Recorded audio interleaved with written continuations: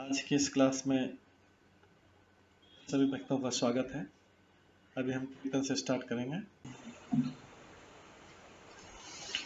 जय राधा माधव कुंज बिहारी, जय राधा माधव कुंज बिहारी, जय गोपीजन वल्लभ गिरिवर धारी, जय गोपीजन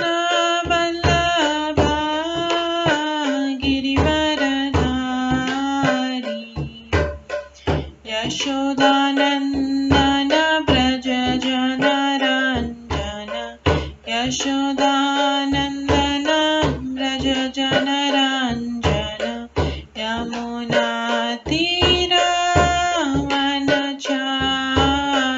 यमुनातीरवनचारि,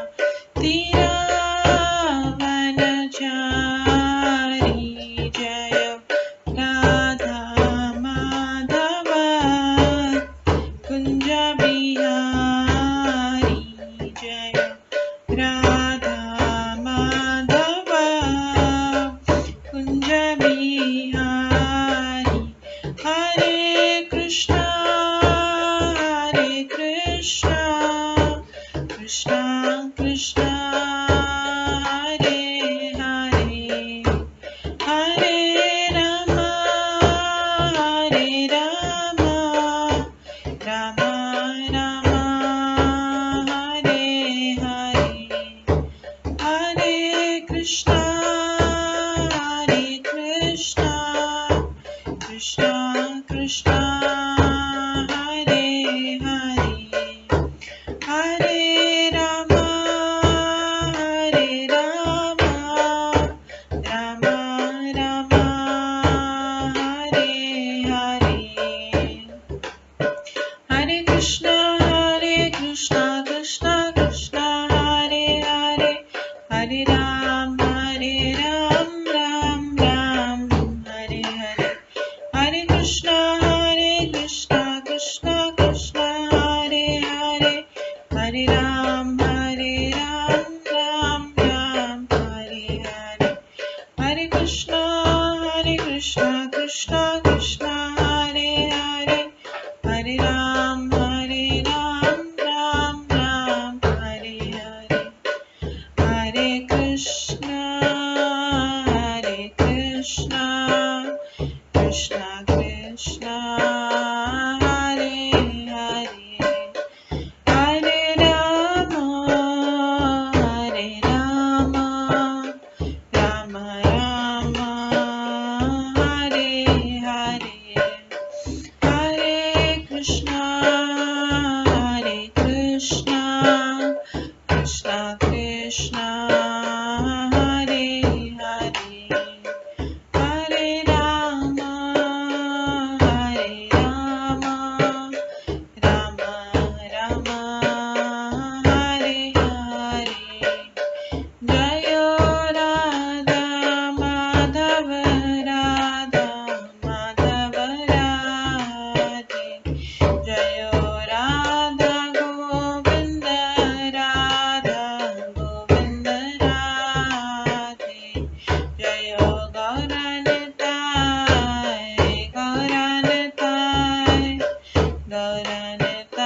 जय गौरनिताय, जय जय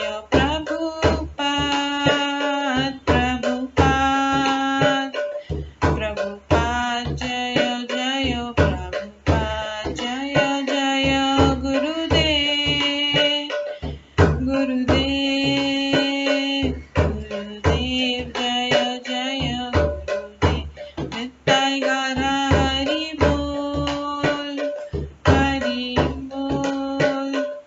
हरि बोल निताय गौर हरि बोल। गौर प्रेमानंदे हरि हरि बोल। हरे कृष्णा। आज की इस क्लास में सभी भक्तों का स्वागत है। अभी मंगलाचरण से स्टार्ट करेंगे। ॐ अज्ञानतिमिरन्धस्य ज्ञानाञ्जनशलाकया चक्षुरुन्मिलितं येन तस्मै श्रीगुरुवे नमः। श्रीचैतन्यमनोभीष्टं स्थापितं येन भूतले स्वयं रूप कदा मह्यं ददाति स्वपदान्तिकम्।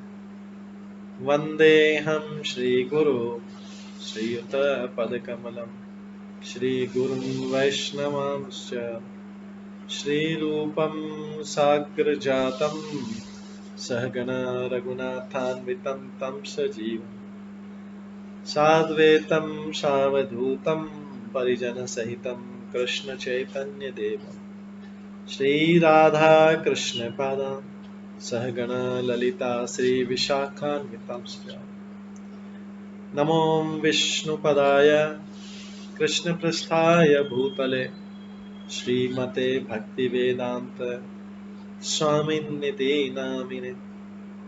नमस्ते सरस्वती देवे गौरवाणी प्रचारिणे निर्विशेष शून्यवादी पाश्चात्य देशातारिणे। वाञ्छाकल्पतरुभ्यश्च कृपा सिन्धुभ्येव च पतितानां पावनेभ्यो वैष्णवेभ्यो नमो नमः। जय श्री कृष्ण चैतन्य प्रभु नित्यानंद श्री अद्वैत गदाधर शिवासादि गौर भक्तवृंद। हरे कृष्णा कृष्णा कृष्णा हरे हरे, हरे राम राम राम हरे हरे। ओम नमो भगवते वासुदेवाय। ओम नमो भगवते वासुदेवाय। ओम नमो भगवते वासुदेवाय।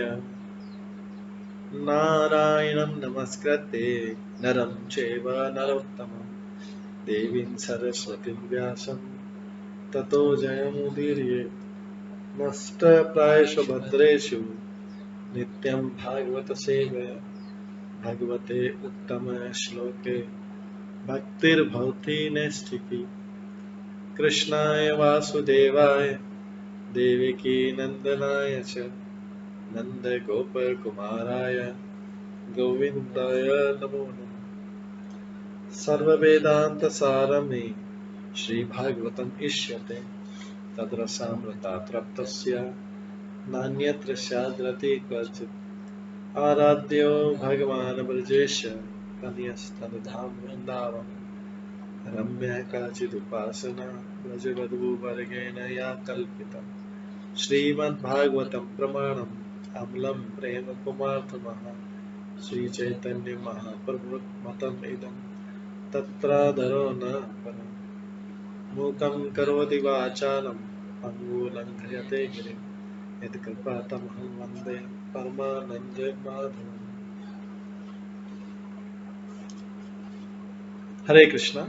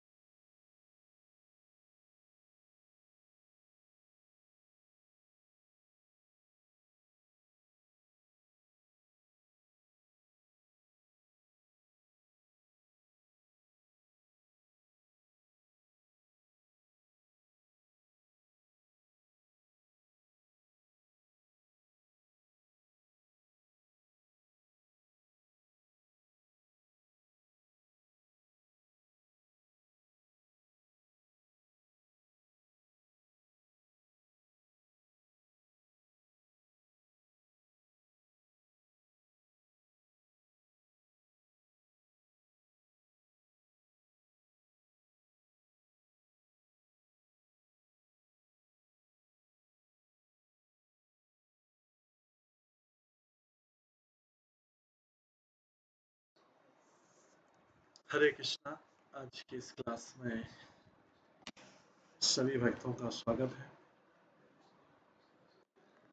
कल हम श्रवण कर रहे थे द्वारका लीला में कृष्ण द्वारा वसुदेव को उपदेश दिया जाना। पहले ऋषियों ने वसुदेव को उपदेश दिया और ऋषियों ने कुरुक्षेत्र में सभी राजाओं को भी उपदेश दिया, जिनकी भी रुचि थी उन उपदेशों को सुनने में।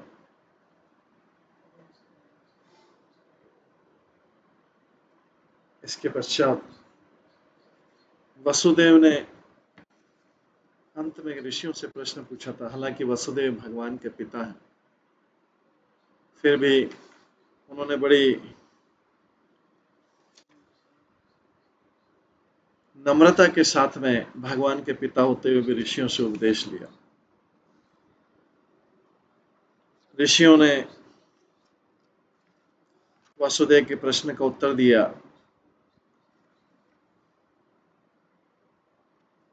और उसके पश्चात सुखदेव गोस्वामी बताते हैं कि हे ज्ञानवान राजा, इस तरह का कर मुनियों ने दार्शा, धृतराष्ट्र तथा युधिष्ठिर से विद्यालय की अनुमति ली और अपने अपने कुटियों को जाने को तैयार हुए। यह देखकर कि वे साधु विदा होने वाले हैं, विख्यात वसुदेव उनके पास पहुंचे। उन्हें नमस्कार करके उनका पाद स्पर्श करने के बाद उन्होंने अत्यंत सावधानी से चुने हुए शब्दों से उनसे कहा। ये वसुदेव ऋषियों से प्रश्न पूछे। वो प्रश्न पूछते हैं भगवान के पिता, लेकिन वो उधर पिता पुत्र का संबंध है।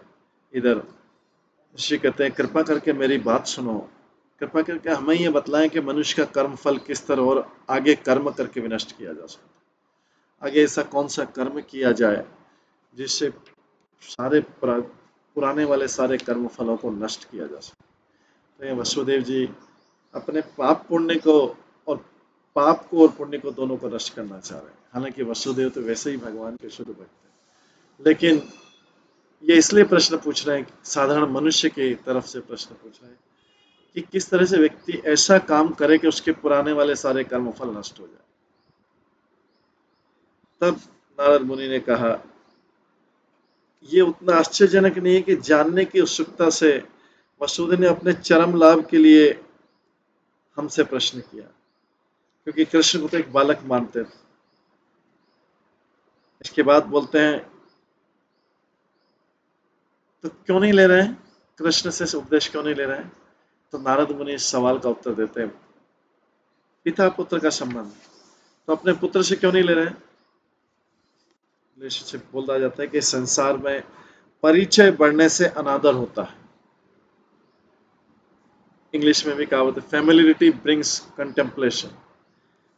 परिचय बढ़ने से अनादर होता है। जैसे जो व्यक्ति गंगा के तट पर रहता है, वो अपनी शुद्धि के लिए गंगा की उपेक्षा करके किसी अन्य जलाशय को जाए, ऐसा होता है। इसलिए वो कृष्ण से उपदेश नहीं, उन्होंने सोचा तो बालक, और वैसे भी भगवान ने कि योग माया से ही उनको भगवान नहीं बताना चाहता कि वो भगवान बालक ही समझते हैं, ठीक है। तो इसलिए नारद मुनि बोलते हैं कि क्योंकि बालक समझा, फैमिलियरिटी है उससे, डेली उससे मिलना जुलना, उनके साथ उनको प्रेम करना उनको, तो इसलिए इस संसार में परिचय बढ़ने से अनादर होता है। जैसे कोई व्यक्ति गंगा के तट पर रहता है तो अपनी शुद्धि के लिए गंगा नहीं जाएगा, वो कहीं और जाएगा। इस प्रकार से आगे प्रश्नों का उत्तर देते हैं और आगे बोलते हैं, शास्त्र की आंख से देखने वाले विद्वान ने यह प्रदर्शित कर दिया है। शास्त्र की आंखों से देखना है, चक्षु नेत्र।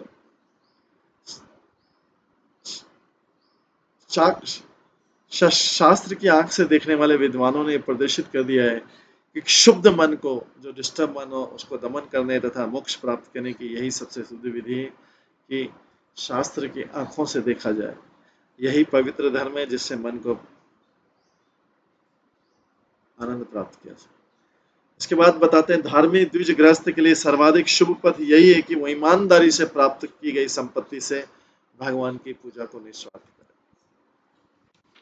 इसके पश्चात बुद्धिमान पुरुष को चाहिए कोई यज्ञ करके दान कर्मों के द्वारा संपत्ति की अपनी इच्छा का परित्याग करना सीखे। संतों से काल के प्रभाव का अध्ययन करके अपने जीवन में उच्चतर लोक में जाने का प्रयास करना चाहिए। जिन आत्मसंयम मुनियों ने ग्रस्त जीवन के प्रति अपनी आसक्ति का इस प्रकार परित्याग कर दिया, वे तपस्या करने के लिए वन में चले जाते। हे प्रभु, एक द्विज द्विज मतलब इसमें ब्राह्मण क्षत्रिय वैश्य सब आ जाते हैं, जिसने भी दूसरा जन्म लिया है आध्यात्मिक विधि की तरह। एक द्विज के 3 प्रकार के ऋण होते हैं, देवताओं के प्रति ऋण, मुनियों के प्रति ऋण तथा अपने पूर्वजों के प्रति ऋण। यदि वो यज्ञ करके, शास्त्र अध्ययन करके, संतान उत्पत्ति करके इन ऋणों को चुकता भी किए बिना अपना शरीर त्यागता और नरक में जा गिरेगा। ये ऋषि मुनि भगवान के पिता वसुदेव को बोलते। तो पितरों का ऋण संतान उत्पत्ति करके चुकाया जा सकता, देवताओं का ऋण यज्ञ करके, और मुनियों का ऋण उनके द्वारा लिखे गए शास्त्र अध्ययन करके। ये 3 ऋण इस प्रकार से चुका सकते। तो फिर वसुदेव को बोलते हैं, मुनि लोग वसुदेव को बोलते हैं, आप तो पहले ही अपने 2 ऋणों से मुक्त हो चुके हैं, मुनियों के ऋण से, पूर्वजों के ऋण से मुक्त। पूर्वजों के ऋण इसलिए कि आपने संतान उत्पन्न कर ली, कृष्ण को पुत्र के रूप में उत्पन्न किया। अब आप, और आपने शास्त्र अध्ययन भी कर लिया, तो इसलिए मुनियों का ऋण भी चुक गया। अब आप वैदिक यज्ञ संपन्न करके देव ऋण से भी ऋण हो लीजिए। इस तरह आप 3 प्रकार के ऋणों से मुक्त हो जाएंगे और समस्त भौतिक आश्रय का परित्याग कर सकते।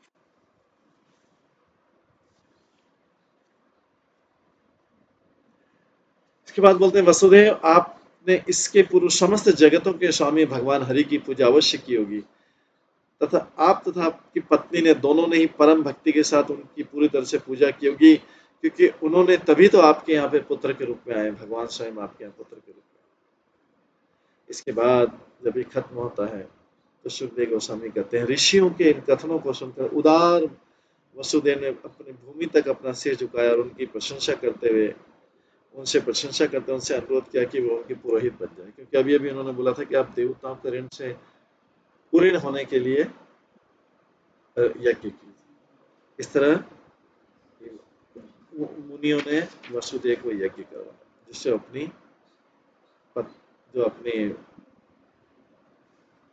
देवताओं के ऋण से मुक्त हो चुके। वसुदेव ने अपनी पत्नी के साथ दीक्षा ग्रहण की। दीक्षा ग्रहण करने का यहाँ पे मतलब है यज्ञ के लिए करने के लिए दीक्षा हो। एक तो हरिनाम दीक्षा, एक ब्राह्मण दीक्षा, और एक यज्ञ करने के लिए भी जो याज्ञिक ब्राह्मण होते हैं वो दीक्षा करवाते हैं, यज्ञ में ये नियमों का पालन करना पड़ेगा। वो खाली यज्ञ करने के लिए होता है। उसके पश्चात और इन्होंने कैसे कैसे वस्त्र धारण किए, रेशमी साड़ियाँ पहनी थी, चूड़ियाँ, हार, पायल, कुंडलों से सजी थी। वसुदेव का शरीर मृग चर्म से ढका था, जिससे वो खूब शोभायमान होते यज्ञ में बैठने के लिए। उस समय समस्त जीवों के प्रभु बलराम तथा कृष्ण अपने अपने पुत्रों, पत्नियों तथा अन्य पारिवारिक सदस्यों के साथ, जो उनके ऐश्वर्य के अंश रूप में थे, अत्यधिक शोभायमान होते। कृष्ण बलराम भी बैठे थे उस यज्ञ में, और उनके पिता ऋषियों से गाइडेंस लेके करा। तो भगवान भी कोई नियम का पालन करने में चूकते नहीं, क्योंकि वो मनुष्य रूप में आए थे। भगवान स्वयं सारे नियमों का पालन करते हैं। ये सब उसके बाद ब्राह्मणों को दान दिया गया, और उसके बाद अपनी इच्छाओं रूपी विशाल सागर को इतनी आसानी से पार कर लेने पर वसुदेव को पूर्ण तुष्टि का अनुभव। मैंने अब देव ऋण भी चुके। उन्होंने अपने शुभ चिंतकों सहित नंद महाराज का हाथ पकड़कर उनसे कहा। फिर वहीं पे नंद महाराज भी आए थे गोकुल से, उनसे मिले, वृंदावन से आए हुए थे। ये द्वारका में, ये कुरुक्षेत्र में चल रहा था सारा यज्ञ, जो क्योंकि सब लोग सूर्य ग्रहण के समय स्नान करने गए थे। द्वारका वासी भी आए थे, वृंदावन वासी भी आए थे, पांडव भी आए थे, सब कुछ। वसुदेव नंद महाराज से कहते हैं, दोनों एक दूसरे के क्लोज फ्रेंड थे। वसुदेव नंद महाराज से कहते हैं, भ्राता, स्वयं भगवान ने वही कृष्ण स्नेह नामक गांठ बांधी है, जो मनुष्यों को दृढ़तापूर्वक एक दूसरे से बांधे रखती है। मुझे लगता है कि बड़े बड़े वीरों तथा योगियों को तक को इससे छूट पाना कठिन। निस्संदेह भगवान ने ही स्नेह के बंधनों की रचना की होगी, क्योंकि आप जैसे महान संतों ने कभी भी हम अकृतज्ञों के प्रति अपनी अद्वितीय मैत्री प्रदर्शित करना बंद नहीं किया है, यदि उसका समुचित आदान प्रदान नहीं हो। इसके बाद बोलते हैं, वसुदेव को ऋषि मिलते हैं, अनंत आदरणीय ईश्वर करे कि एक व्यक्ति जीवन में सर्वोच्च लाभ प्राप्त करना चाहते हैं, वे कभी भी राजसी ऐश्वर्य न प्राप्त करे। ऋषि लोग बोल रहे हैं वसुदेव से कि जिसको भी भक्ति जीवन में सर्वोच्च लाभ प्राप्त करना है, उसको कभी भी राजसी ऐश्वर्य प्राप्त न मिले, प्राप्त न कर पाए सभी, क्योंकि इससे वे अपने परिवार तथा मित्रों की आवश्यकताओं के प्रति अंधे बन जाते हैं। इसके पश्चात सुखदेव गोस्वामी बोलते हैं, घनिष्ठ संवेदना के कारण हृदय द्रवित होने से वसुदेव रो पड़े। उनके नेत्र आंसुओं से भर गए जब उन्होंने अपने प्रति प्रदर्शित नंद की मित्रता का स्मरण किया। इस प्रकार नंद और उनके मित्र वसुदेव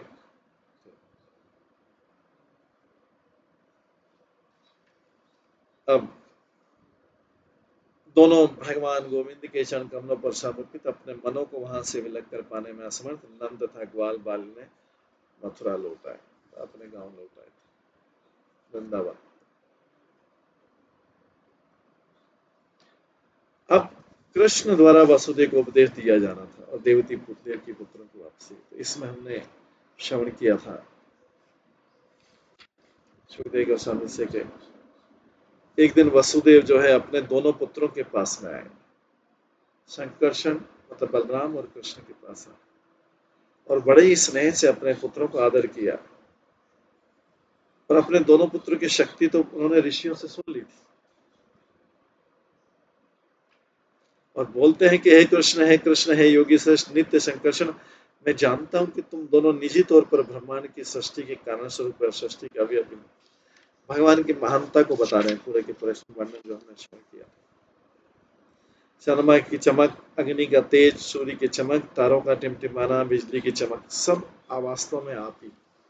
वसुदेव अपने पुत्रों से बोल रहे, क्योंकि उन्हें ऋषियों की प्रशंसा के बाद पता लग गया था कि अरे तुम्हारे पिता, तुम्हारे पुत्र ही भगवान। इस प्रकार से ये करके प्रार्थना करते हैं और ये प्रार्थना करने के बाद आगे बोलते हैं कि आप स्नेह की रस्सियों से इस संसार को बांधे हुए।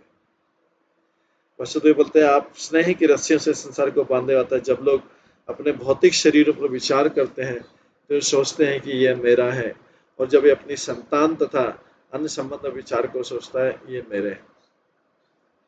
आप दोनों हमारे वास्तव में पुत्र नहीं है, अपितु प्रकृति और उसके सृष्टा दोनों के स्वामी। जैसा कि आपने स्वयं कहा, आप पृथ्वी को शासकों से मुक्त करने के लिए अवतरित हुए हैं जो इस पर अत्यधिक भार बने। इसलिए दुखियों के मित्र, अब मैं शरण के लिए आपके चरण कमलों के पास में आया। आप वही चरण कमल है जो संसार शरणागतों के सारे संसारिक भय को दूर करते हैं। बस इंद्रिय भोग की लालसा बहुत हो चुकी, जिसके कारण मैं अपनी पहचान इस मर्त्य शरीर से करता हूँ और ब्रह्म स्वरूप आपको अपना पुत्र मानता। तो अभी वसुदेव को ज्ञान हो गया, बोल रहे मैं आपको अपना पुत्र समझ रहा था, मेरा पुत्र। लेकिन अभी और इस पहचान, क्योंकि मैं अपनी पहचान इस शरीर से कर रहा था और शरीर से संबंधित सारे लोगों को मैं अपना समझ रहा था। वास्तव में अब मैं ये सब छोड़ के आपके चरण कमलों की शरण में आया, क्योंकि आपके चरण कमल संसार के शरणागत के सारे सांसारिक भय को दूर करने वाले। तो जीव गोस्वामी का सुझाव है कि वसुदेव अपने यहाँ पर अपनी भर्त्सना कर रहे हैं कि वे भगवान के पिता होने के नाते विशेष ऐश्वर्य पाने का विचार कर रहे हैं। इस तरह वसुदेव अपने को ब्रजराज नंद से विपरीत मानते हैं। ब्रजराज नंद जो मान रहे कि शुद्ध भगवत प्रेम में तुष्ट है, जिन्हें कुछ भी नहीं चाहिए। इसके बाद आगे बोलते हैं, श्रुति ग्रहे ननु जगाद भवान जो अजनो संज्ञातेति अनुयुगम निज धर्म गुप्ते नाना तनु गगनवत विदधत जहांसी को वेद भुम्न उरुगाय विभूति विभूतियां। निस्संदेह आपने हमें प्रसूति गृह में ही बतला दिया था। वसुदेव बोल रहे हैं, प्रसूति गृह कौन सा था वहां पे? वसुदेव देव की जेल में थे, जेल ही उनका प्रसूति गृह था, क्योंकि भगवान की उत्पत्ति जेल में, मथुरा की जेल। निस्संदेह आपने हमें प्रसूति गृह में ही बतला दिया था कि आप अजन्मा हैं, और इसके पूर्व के युगों में कई बार आप हमारे पुत्र के रूप में जन्म ले चुके हैं। आपने अपने धर्म की रक्षा करने के लिए इन दिव्य शरीरों को प्रकट करने के बाद उन्हें छिपा दिया। जिस तरह बादल प्रकट होते हैं, लुप्त हो जाते हैं, परम महिमा में सर्वव्यापक भगवान, आप आपके विभूति अंशों की भ्रांतिपूर्ण माया को कौन समझ सकता? तो पिछले जन्म में सूत्रपात तथा प्रश्नि के रूप में वसुदेव तथा देवकी के यहाँ भगवान कृष्ण ने सर्वप्रथम जन्म लिया था। बाद में वे कश्यप तथा अदिति के नाम से उनके माता पिता बने। अब तीसरी बार वह वसुदेव देवकी के रूप में प्रकट हुआ। श्री शुकवाच आकर्ण्येत्थं पितृवाक्यं भगवान सात्वत ऋषभ प्रत्याहाय प्रशयानय प्रहसन संरक्षणया गिरा। सुखदेव गोस्वामी ने कहा, अपने पिता के वचनों को सुनने के बाद सात्वतों के नायक भगवान ने विनय पूर्वक अपना सिर झुकाया और जोर से हंसे और फिर मंद स्वर में उत्तर दिया। कृष्ण ने अपने पिता द्वारा अपनी प्रशंसा सुनने के बाद तो वसुदेव को भी पता लगे कि मेरा पुत्र नहीं है, ये भगवान है। तो वसुदेव ने प्रशंसा की, और पिता द्वारा अपनी प्रशंसा सुनने के बाद कृष्ण थोड़ा हंसे, और उसके बाद वसुदेव को शाश्वत रूप से मेरे पिता होने का सम्मान प्राप्त। वसुदेव भगवान के नित्य पिता हैं, जिसकी कामना ब्रह्मा जैसे देवता भी नहीं कर सकते। कौन भगवान के पिता बनने का कामना कर सकता है? इसलिए उन्हें चाहिए कि मेरे ईश्वर के पक्ष के बारे में इतने मग्न न हो।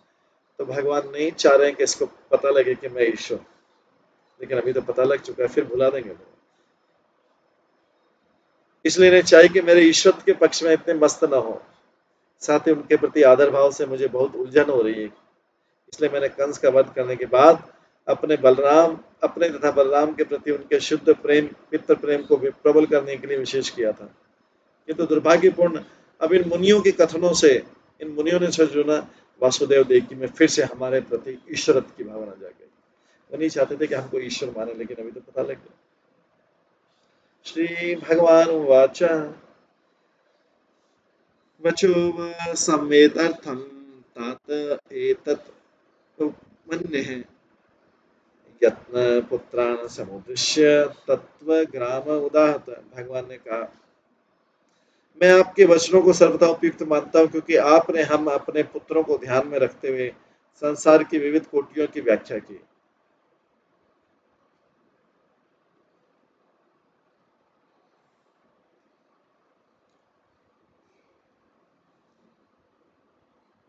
है पिता, मैं आपके वचनों को सर्वथा उपयुक्त मानते हैं, क्योंकि आपने हम पुत्रों को ध्यान में रखकर संसार की विविध कोटियों की व्याख्या की। अहम यूयम अंस्वार्य इमे च द्वारकाओकसः सर्वे अपि एवं यदुश्रेष्ठ विमग्रय विमग्रय चराचरम्।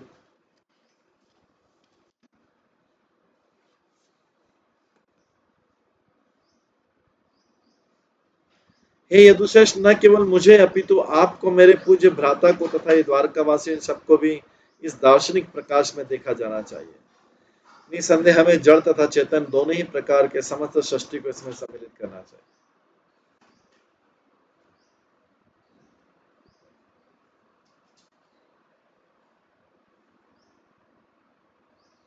भगवान कृष्ण अपने माता पिता के घनिष्ठ संबंध की रक्षा करने के लिए पिता वसुदेव से इस कथन में समस्त जगत के एकत्व पर बल दे।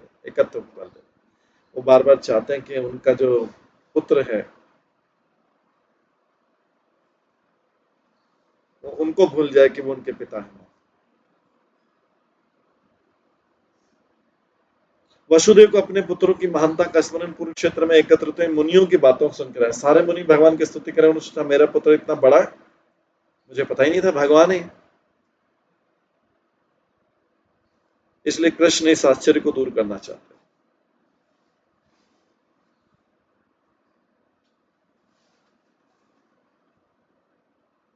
वहां भगवान जिसे एकत्व की बात करें उसे हमें गलत अर्थ नहीं लेना चाहिए।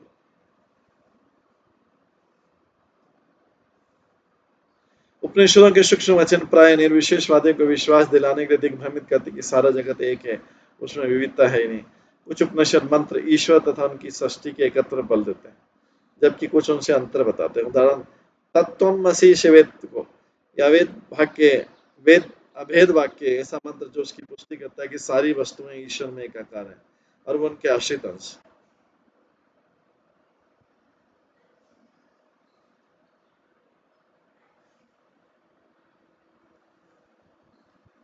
उदाहरण तत्त्वम अविश्वेत को यह भेद वाक्य ऐसा मंत्र जो उसकी पुष्टि करता है कि सारी वस्तु ईश्वर से एकाकार है, उनके आश्रित अंश।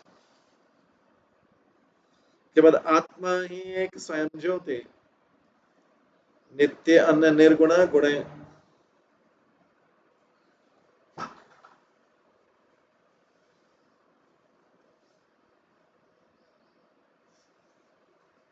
आत्मा सृष्टि कृतेषु भूतेषु बहुधेयत। निसंदेह परमात्मा एक है, वह आत्म ज्योति तथा नित्य दिव्य भौतिक गुणों से रहित है, किंतु उन्हीं गुणों के माध्यम से उसने सृष्टि की है, जिससे वो एक परब्रह्म उन गुणों के वंशज में अनेक रूप में प्रकट होता है। खम्बायो ज्योति आप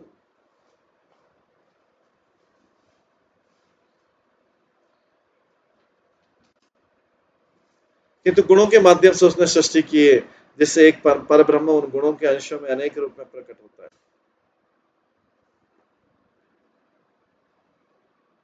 खम्बायु ज्योति आप खम्बायु ज्योति आप भू कृतेषु यथाशयम् आवेतिर अल्प भूरि एक नानात्वम याति असो। आकाश, वायु, अग्नि, जल तथा पृथ्वी ये तत्व विभिन्न वस्तुओं से प्रकट होते समय दृश्य अदृश्य लघु या विशाल बन जाते हैं। इसी तरह परमात्मा एक होते भी अनेक प्रतीत होते हैं।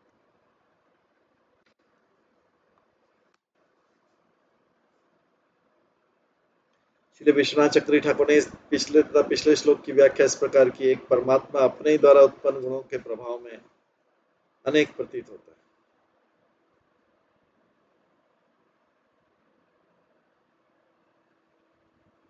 ऐसा कैसे? क्योंकि परमात्मा स्वयं प्रकाशित नित्य हर वस्तु से पृथक प्रकृति के गुणों से रहित है, किंतु जब वे अपने स्वरूपों में प्रकट होते हैं तो वे सर्वथा विपरीत लगते हैं। गुणों से युक्त नाना प्रकार के नश्वर पदार्थ हैं। जिस तरह आकाश इत्यादि तत्व घटों में तथा अन्य वस्तुओं में प्रकट होने पर प्रकट तथा प्रकट होते प्रतीत होते हैं, उसी तरह परमात्मा अपने विविध रूपों में प्रकट तथा प्रकट होते प्रतीत होते हैं।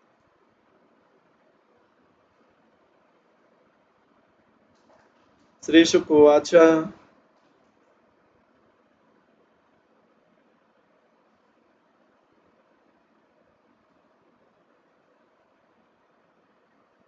एवं भगवता राजन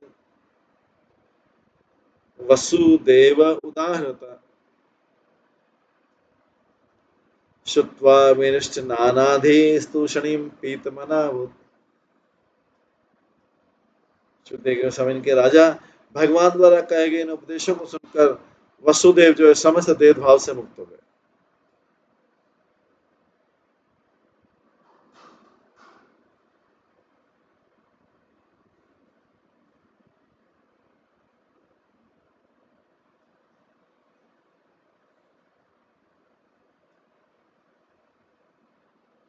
हृदय में तुष्ट होकर मौन रहे।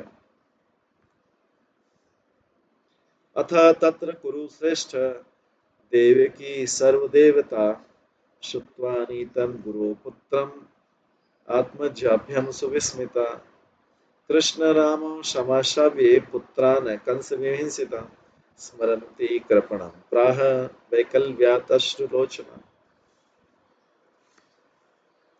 हे कुरुश्रेष्ठ, उसी समय सर्वत्र पूजनीय देवकी ने अपने दोनों पुत्रों कृष्ण तथा बलराम को संबोधित करने का अवसर प्राप्त किया। इसके पूर्व उन्होंने अत्यंत विस्मय पूर्वक यह सुन रखा था कि उनके पुत्र अपने गुरु के पुत्र को मृत्यु से वापस लाए। अब वे कंस द्वारा वध किए गए अपने पुत्रों का चिंतन करने लगी। अत्यंत दुखी हुई और अश्रुपूर्ण नेत्रों से कृष्ण तथा बलराम से दीनतापूर्वक बोली,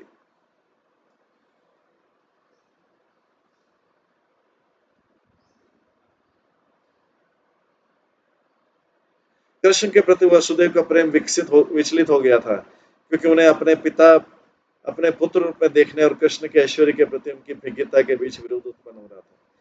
देवकी का प्रेम अपने मृत पुत्रों के लिए शोक करने के कारण अत्यंत अन्य रीति से कुछ कुछ विचलित हो रहा था।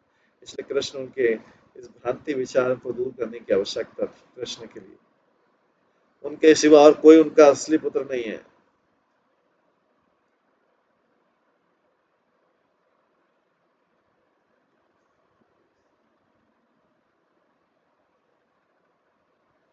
कृष्ण के प्रति वसुदेव का प्रेम विचलित हो गया था, क्योंकि उन्हें अपने पुत्र रूप में देखने और कृष्ण के ऐश्वर्य के प्रति उनकी भिज्ञता से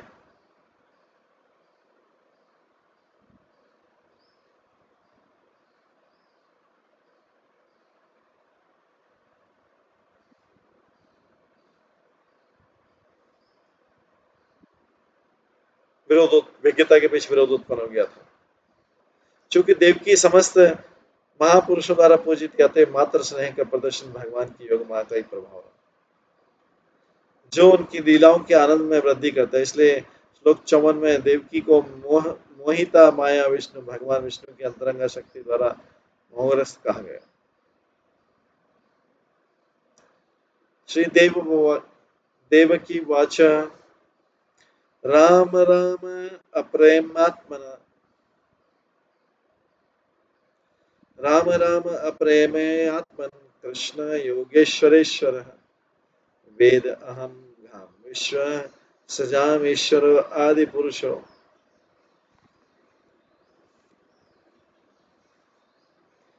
श्री देवकी ने कहा, हे राम, हे अप्रमेय परमात्मा, हे कृष्ण, हे सभी योगेश्वरों के स्वामी, मैं जानती हूँ कि तुम दोनों समस्त ब्रह्मांड सृष्टाओं के परम शासक आदि भगवान।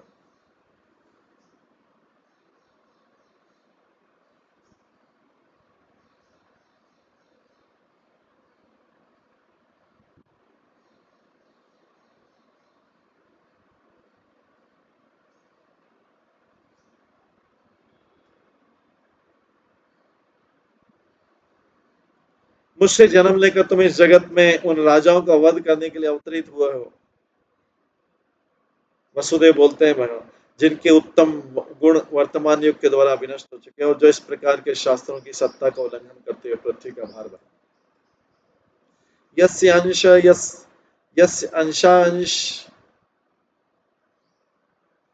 यस्य अंश अंश अंश भागेन विश्व उत्पत्ति लय उदया भवन्ति किल विश्वात्मना तम त्वा अद्य अहम गतिम गता। हे विश्वात्मा, ब्रह्मांड की उत्पत्ति पालन तथा संहार ये सब आपके अंश के अंश के अंश के भी एक अंश द्वारा संपन्न किए जाते हैं। हे भगवान, आज मैं आपकी शरण में आई हूँ। देवकी बोल रही। श्रीधर स्वामी ने इस श्लोक की व्याख्या इस प्रकार की, वैकुंठपति नारायण श्री कृष्ण की केवल एक अंश, महाविष्णु जो कि प्रथम सृष्टि में भगवान नारायण का अंश,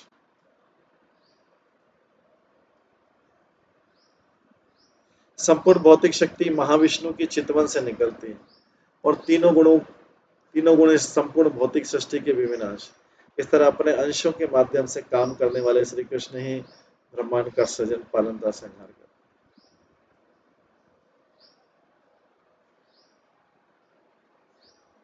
चिरात्म सुतादा ने गुरुणा किल चौदत अनियत्तु स्थानात् गुरुवे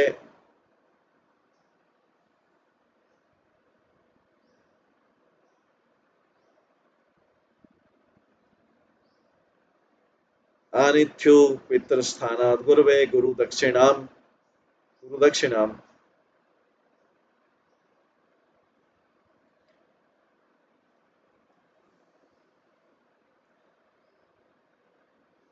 तथा मे कुरुतम कामम युवाम योगीश्वर भोजराज हतान पुत्रान कामी दुष्टम आहतना। देवकी ने अब अपना एक अंदर की इच्छा व्यक्त। देवकी कहती है, ऐसा कहा जाता है कि जब आपके गुरु ने अपने बहुत अच्छे मृत पुत्र को वापस लाने के लिए आपको आदेश दिया था, तो आप गुरु दक्षिणा के प्रतीक स्वरूप उसे पूर्वजों के धाम से वापस ले आए थे। योगेश्वर के भी ईश्वर, मेरी इच्छा भी उसी तरह पूरी कीजिए। कृपया भोजराज द्वारा मारे गए मेरे पुत्र को भी वापस ला दीजिए, जिससे मैं उन्हें फिर से देख सकूं।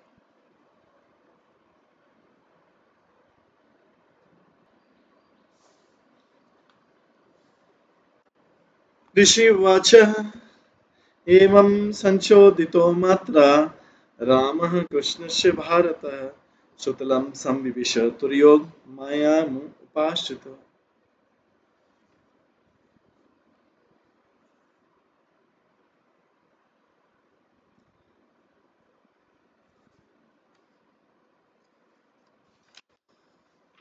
महाराज सुखदेव ने कहा, भरत, अब परीक्षित महाराज केवल अपनी माता द्वारा इस प्रकार याचना किए जाने पर कृष्ण बलराम ने अपनी योग माया शक्ति का प्रयोग करके सुतल लोक में प्रवेश किया, उनके 6 पुत्रों को लाने के लिए। मतलब अपने भाई जो पहले उनसे हो चुके थे, जो 6 पुत्रों को कंस ने मारा। तस्मिन् प्रविष्टोपलभ्य दैत्यराज विश्वात्मदेवं सुतरायस्तथात्मनः तत्दर्शनाल्लाद परिलुप्ताशया सत्य समुद्याय ननाम सन्व्य। जब दैत्यराज बलि ने अपने दोनों प्रभुओं को आते देखा तो उसका हृदय प्रसन्नता के मारे फूल उठा,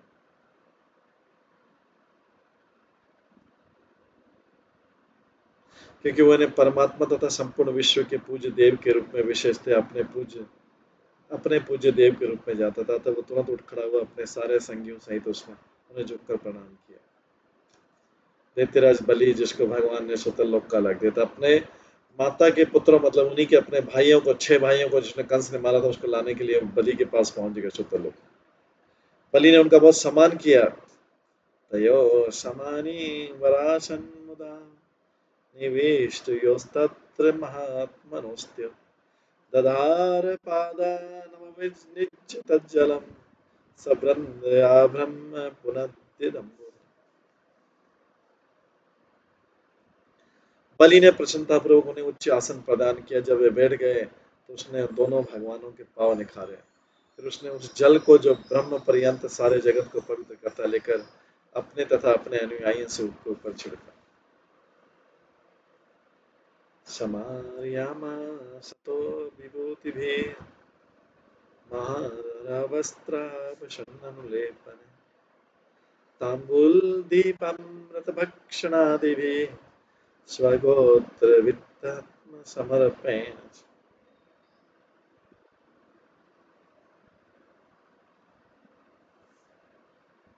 उसने अपने पास की सारी संपत्ति, बहुमूल्य वस्त्र, गहने, सुगंधित चंदन, लेप, पान, दीपक, अमृत तुल्य भोजन इत्यादि से उन दोनों की लेकर इत्यादि दोनों की पूजा की। इस तरह उसने उन्हें अपने परिवार की सारी संपत्ति तथा स्वयं अपने को भी अर्पित कर दिया।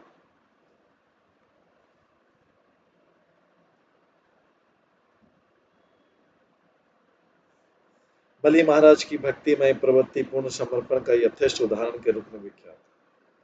जब विष्णु भगवान ब्रह्मचारी के वेश में दान लेने तथा उनके पास में गए तो बलि ने अपना सर्वस्व दे डाला, और जब उनके पास देने को कुछ शेष नहीं रहा तो उन्होंने स्वयं को भगवान के नित्य दास के रूप में अर्पित कर दिया। भक्ति की 9 मानव विधियां हैं, जिनमें अंतिम आत्म समर्पण जो सारे प्रयत्नों की चरम परिणति। जैसा कि बलि दैत्यराज ने शिक्षा दी, यदि कोई व्यक्ति धन, बल, बुद्धि आदि के द्वारा भगवान पर अपना प्रभाव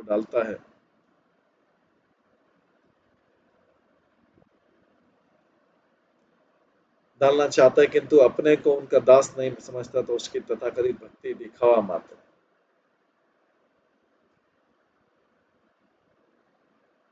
सैन्द्रसेनो भगवत्पदाम्बुजं बिभ्रत्नो प्रेम विभिन्नया धिया उवाच आनन्दजलाकुलक्षण प्रहष्टरोमानरपगद्गदक्ष। दोनों भगवानों के चरण कमलों को बार बार पकड़ते हुए इंद्र की सेना के विजेता गहन प्रेम से द्रवित हृदय वाले बलि ने कहा, हे राजा, उनकी आंखों में प्रेमाश्रु भरे हुए थे और उनके अंगों के रोए खड़े थे। वो लड़खड़ाती वाणी से भगवान से बोले। राजा बलि को ऐसे दिव्य सुख का अनुभव हो रहा था कि वे बारंबार भगवान के चरण कमलों को पकड़कर अपने वक्षस्थल पर रख लेते, तो कभी उन श्री चरणों को अपने मस्तक पर रख लेते। इस प्रकार वे दिव्य आनंद का अनुभव कर रहे थे। उनके नेत्रों में प्रेमवश अश्रु प्रवाहित होने लगा था। उन्हें रोमांच आ गया।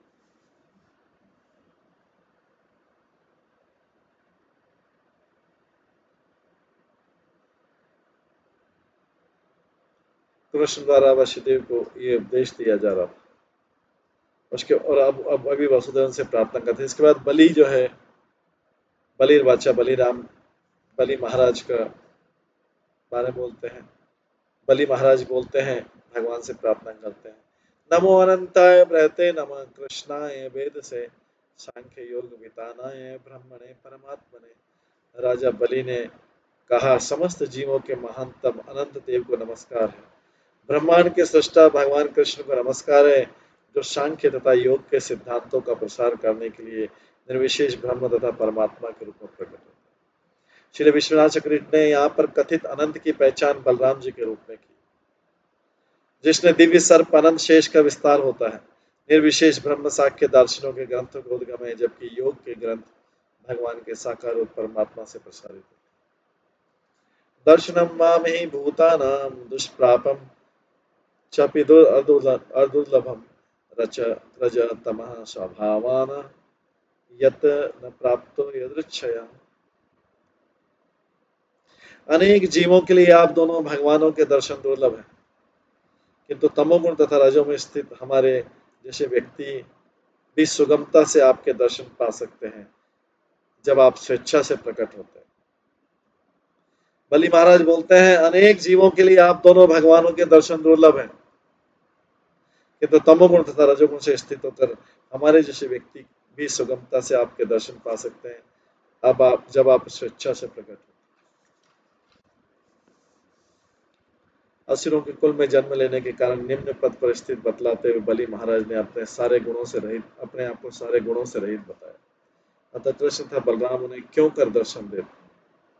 बलि ने सोचा, मुझ जैसे असुर तो क्या बड़े बड़े ज्ञानी तथा योगी भी भगवान को प्रसन्न नहीं कर पाते हैं, जब तक कि वे अपना गर्व तथा ईर्ष्या नहीं त्याग देते। दैत्य दानव गंधर्वा सिद्ध विद्याधर चारण यक्ष रक्ष पिशाचा च भूत प्रमथ नायका विशुद्ध सत्व धामनी अद्धा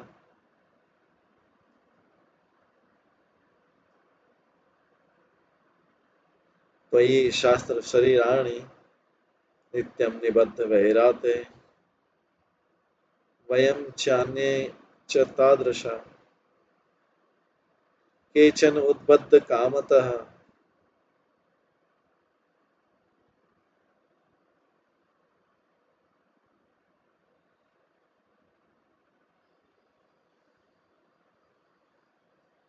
केचन उद्बद्ध कामता न तथा सत्व संरब्धा न तथा सत्व संरब्धा सन्नी कृष्ण सुरादया।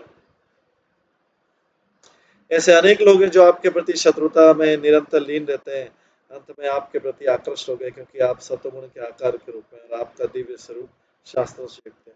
उन शुद्र शत्रुओं में दैत्य दानव गंधर्व सिद्ध विद्याधर चारण यक्ष राक्षस पिशाच भूत प्रमथ तथा नायक एवं हम तथा हमारे जैसे अनेक लोग सम्मिलित हैं। हम में से कुछ तो विशेष कृपा के कारण कुछ काम वासना पर आधारित भक्ति भाव से आपके प्रति आकृष्ट हैं, किंतु देवता तथा भौतिक सत्वगुण से मुक्त अन्य लोग आपके प्रति वैसे आकर्षण का अनुभव नहीं करते। श्री जीव गोस्वामी ने श्लोकों की व्याख्या इस प्रकार की कि जब गंधर्व सिद्ध विद्याधर तथा चारण दैत्यों को तथा दानवों का नायक को स्वीकार करते हैं, तो वे भगवान के प्रतिद्वंदी होते हैं। यक्ष राक्षस पिशाच इत्यादि इसलिए शत्रुता करते हैं क्योंकि वे सामान्यतः तमोगुण से आच्छादित होते हैं।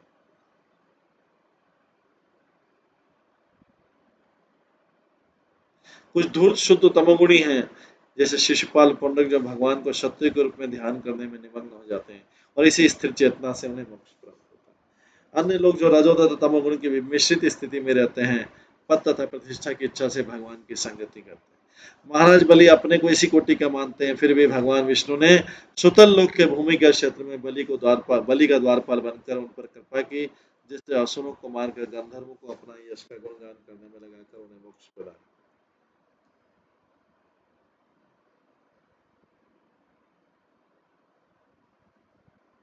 दूसरी ओर भगवान उन देवताओं की इंद्रिय तृप्ति कराते हैं जो शतगुणी होने पर गर्वित करते हैं, और इस तरह वे मोहग्रस्त होकर भगवान को भूल जाते हैं।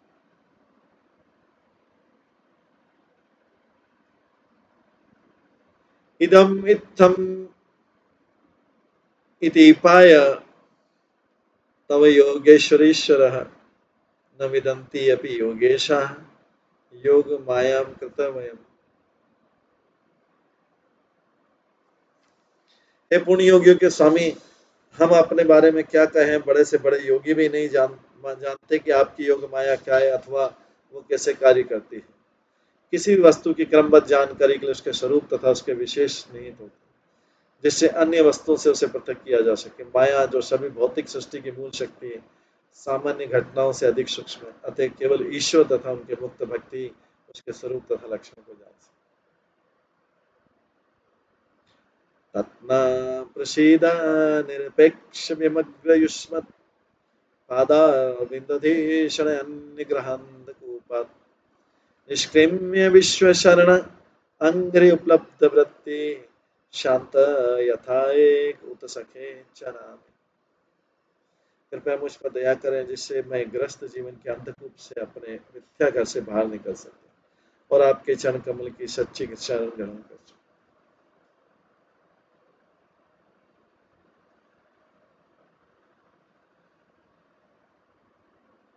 जिसकी खोज निष्काम सदैव साधु करते रहते हैं। तब मैं या तो अकेले या सबों के मित्र स्वरूप महान संतों के साथ मिलकर मुक्त रूप में विचरण कर सकूं और विश्व भर को दान देने वाले वृक्षों के नीचे जीवन की आवश्यकताएं पूरी कर सकूं।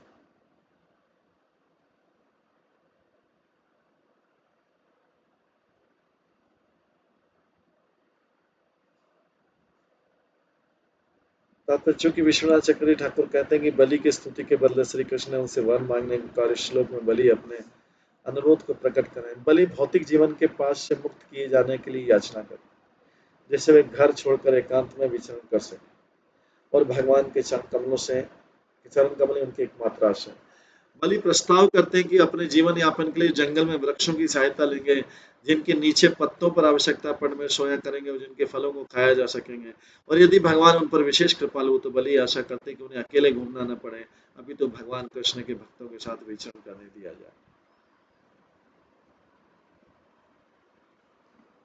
ये बलि महाराज की प्रार्थना है।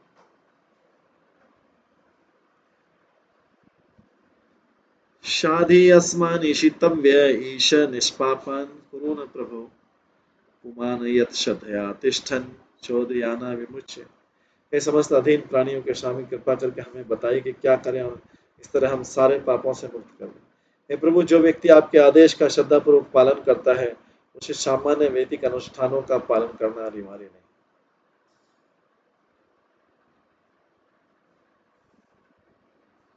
आचार्य ने बलि के विचारों को इस प्रकार व्यक्त किया, ये सोचकर कि उसका तुरंत उद्धार की प्रार्थना संभवतः अत्यधिक वाचाल मानी जाए। बलि महाराज विचार करते कि सर्वप्रथम उन्हें पर्याप्त शुद्ध होना पड़ेगा। जो भी है, भगवान कृष्ण तथा बलराम अवश्य किसी विशेष उद्देश्य से उनके पास आए होंगे, अतः यदि वे उनका आदेश पाकर उसका पालन करें तो शुद्धि के लिए अनुपम अवसर मिलेगा। बलि महाराज सोचे कि भगवान जरूर मेरे से कुछ सेवा लेने आए। निसंदेह, जैसा कि बलि कहते हैं, भगवान के आदेश के अनुसार कार्य करने वाले भक्त को शास्त्रों के आदेशों तथा वेदों के निषेधों का पालन करने की आवश्यकता नहीं रह जाती। ये बलि महाराज इस तरह से भगवान से करें कि मैं क्या सेवा कर सकता हूँ। अगले श्लोक में भगवान मांगेंगे कि मेरे भाई या देवकी के पुत्र को आप लौटाइए। वो हम कल की क्लास में श्रवण करेंगे। आज की क्लास का यहीं पे विराम देते हैं। सभी भक्तों का बहुत बहुत धन्यवाद। सब भक्तों के लिए एक बार हरे कृष्ण महामंत्र का जप करें।